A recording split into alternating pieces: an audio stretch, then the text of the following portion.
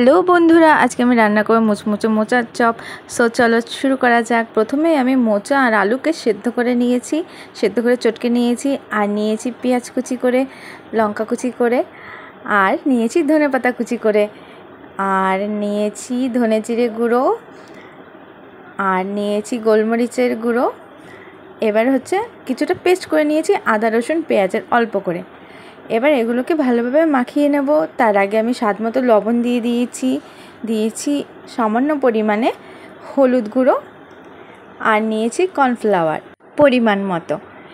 এবার আমি এগুলোকে ভালোভাবে মিশিয়ে নেব, যেন জল জল ভাবটা না থাকে, একদম শুকনো শুকনোভাবে মাখাটা করে নেব।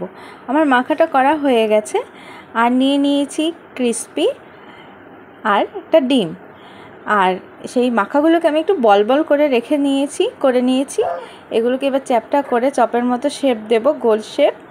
যেহেতু পুরো গোল করতে আমি পারিনি, এবার ডিমের মধ্যে ডুবিয়ে নেব এপিট ওপিট করে, যেন ক্রিসপিগুলো ওর মধ্যে বসে যায়।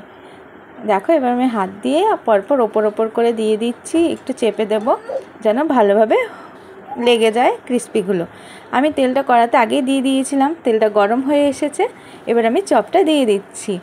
ভালোভাবে হালকা ধিম আঁচে দিতে হবে, নয়তো বেশি থাকলে পুড়ে আসবে ওপরের দিকগুলো, কিন্তু ভেতরে আর ভাজাটা হবে না, কাঁচা থেকে যাবে।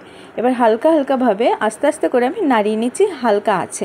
বন্ধুরা, ভিডিওটি ভালো লাগলে প্লিজ আমার চ্যানেলটিকে সাবস্ক্রাইব করো, লাইক করো, কমেন্ট করো, শেয়ার করো। যারা সাবস্ক্রাইব করোনি তারা প্লিজ করে দিও। এই দেখো, আমার একটা ভাজা হয়ে গেছে। এরকমভাবে আমি পরপর সবগুলো ভাজা করে নিয়েছি।